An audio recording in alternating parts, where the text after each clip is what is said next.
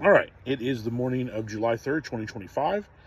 We just got the Bureau of Labor Statistics jobs report for the month of June 2025. We got it a day early because tomorrow is July 4th. So happy birthday, America. You get your jobs report a day earlier than you normally otherwise would have. So just going to go through the report. Not going to say a whole lot about it, but just sort of contextualize a little bit.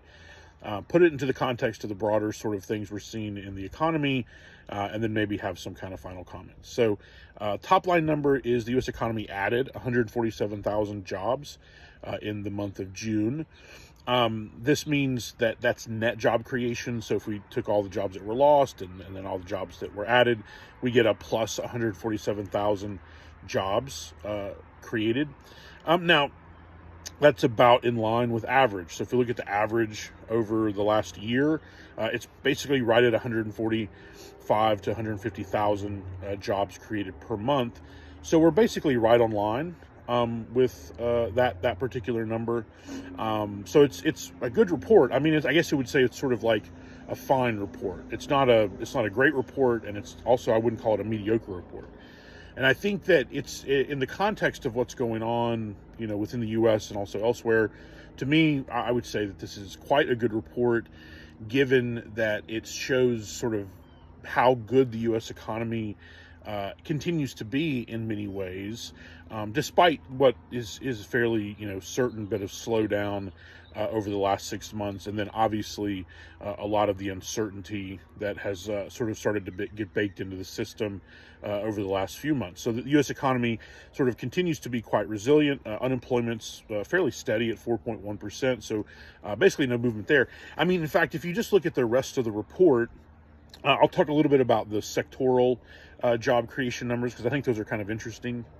They've been interesting for a few months, but I'll talk about those in just a second. But basically everything else kind of stays the same. Labor force participation rate, unemployment rate stays the same. There wasn't really a whole lot of changes kind of throughout in terms of just the number of people who are in the labor force, and the number of people who have jobs within that labor force. All that seems to be roughly the same, which is good. It means sort of, in a sense, almost like the structure of the labor market did not change, certainly not negatively, which is a concern we have right now given all the uncertainty. So again, through June, it seems like the U.S. economy, at least in terms of the general labor market, is holding steady, continues to have added jobs, which is very good. Now, I think if we look at the sectoral breakdown, and I'm just going to go through a few. I'm going to go through like the biggest sort of top line categories. What I think perhaps most interesting about this jobs report, it's an otherwise fairly boring report, but I think what I find most interesting is that about half of all job creation for the month of June, so 73,000 or so jobs that were created, again, of that 147,000, were in government. State and local government, mostly. The federal government continues to lose jobs. I think the federal government lost another 7,000 jobs. So this 73,000 increase in government jobs is all coming from state and local positions. So we have basically an 80,000 job increase among state and local government positions, with a negative 7,000 change in federal, so the net 73,000. So I just find that very interesting, that government is half of the jobs created in the U.S. economy. But the government jobs created is neither bad nor good necessarily in the context. It's a job. Economist doesn't really think too much about that necessarily, but I do think it's kind of interesting, and probably something to sort of keep an eye out for.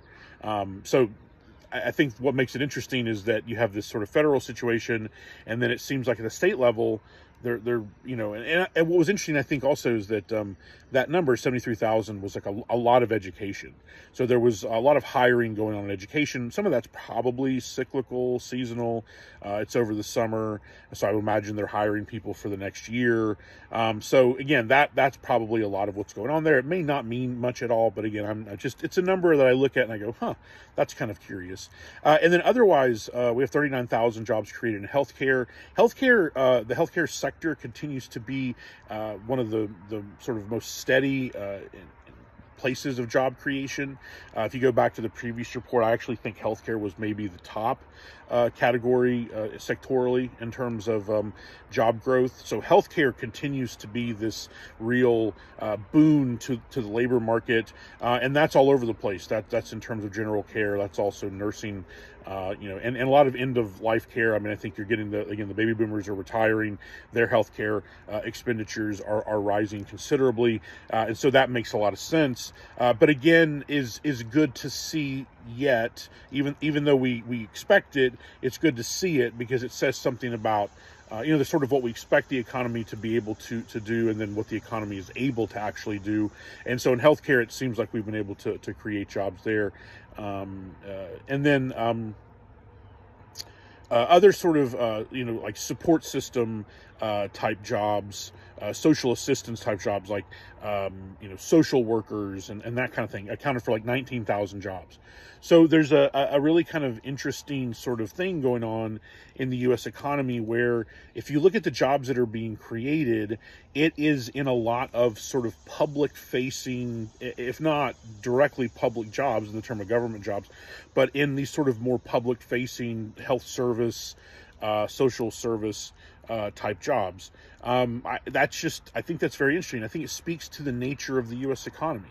We talk a lot about what the U.S. economy needs. What kind of jobs do we want to be creating? What sort of industries do we want to be growing in the economy? And what these numbers, I think, indicate, especially the healthcare and the social assistance accounting for 40% of all jobs being created in the month of June, is that the U.S. economy is really starting to be kind of entrenched in this service, and in particular service to older folks. I mean, that's becoming a really huge part of our economic system, and so it just again speaks to kind of the evolution of economic development.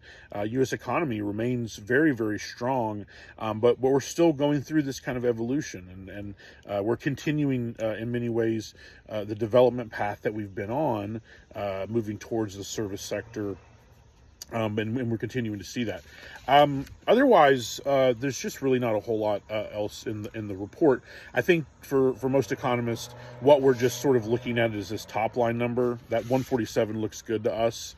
That's not necessarily surprising number. That was kind of, I think expectations were like 120,000, mostly what I saw. So a little bit above expectations was always good, but not a blowout report, but also not a bad report. It's just a good report. I mean, it's average job growth, right? It's roughly at what we've been doing on average over the last 12 months. So that's good.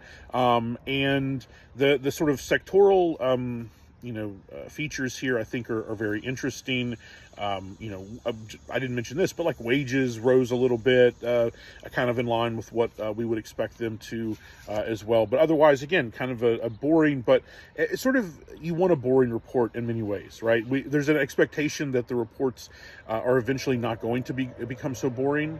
I also think that's really important to point out that this jobs report in many ways vindicates, or at the very least supports, the Federal Reserve's decision to not lower interest rates. I mean, this is a jobs market that seems fine, at least for now. Now, I think, again, moving forward, it seems like the expectation coming from the Federal Reserve is they expect continued weakening.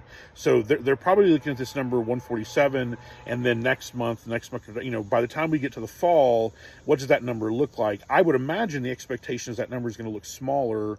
Otherwise, I'm not sure why we'd be cutting interest rates. And so it speaks to kind of this weird place we're in, where the economy seems like okay, but slowing down. And so there's sort of this concern as to when policies should step in to sort of buoy the economy, sort of that Keynesian argument for kind of demand management. And as it is the case right now, given kind of inflation sort of ticked up a little bit, so we have slightly higher inflation coming in most recently, jobs market seems fine. If you lower interest rates now, the argument is going to be that you're really just going to see that show up in inflation. You're not going to add a whole lot to your economy because ultimately there's not a whole lot of room for the economy to go. We're at 4.1% unemployment, and so putting interest rates lower now is not going to add a lot ultimately, and given that potential inflationary pressure, it could ultimately, in fact, cause some sort of downside risk in terms of that cyclical employment situation. So I think the Fed is right to keep rates steady. I do also think that it's not ludicrous to think that there's an argument for rates to be lowered. We wouldn't be talking about lowering them in September or towards closer later the year if there wasn't some argument for lowering them now, right? If there's an argument for lowering them in 6 months, there's some argument somewhere to be made for lowering them now. But again, I think that if we look just kind of, on the details and look at the numbers, jobs report looks fine. Inflation was a little bit elevated. Still lots and lots of uncertainty with tariffs, right? We got a sort of pseudo agreement with Vietnam this week that didn't really do a whole lot. Canada negotiations completely fell apart this week. There's just, I don't know. I don't know what to say about that part of the macroeconomy, and that part of the macroeconomy is extremely important. But in terms of just kind of the domestic labor market, seems fine. Economy as a whole seems fine. So I think policymakers should be very prudent about what they think about doing over the next short term, given the sort of, I think, vulnerability, but otherwise relative resiliency of the economy, and what that means about, kind of all these changes and all this uncertainty. And again, I think that's a big thing the Fed is trying to manage. I think in part, saying, okay, we're not going to touch rates until the fall, where we do expect to target lower rates, to cut rates, is trying to send a clear signal, is trying to build in that certainty. So in many ways, it might, in fact, be the case that the Fed wants to cut rates, but because of all the uncertainty that's been generated on the sort of congressional and executive side, there's just no room for it. There's no space really to target those lower interest rates, and so ultimately rates are going to hold steady. But the good news is that we're not holding rates steady and seeing labor market deterioration yet. Right. So that would, that's when you would really start to kind of be like worried, because if you're holding rates steady amidst labor market deterioration, then that means that there's an expectation that we're doing some sort of stagflation situation, high inflation, as well as high, or at least elevated unemployment. Okay. So it's like right now that's not going on, but I do think that's going to be, continue to be a big concern for the Federal Reserve. And we see that echoed, of course, in Chairman Powell's comments recently.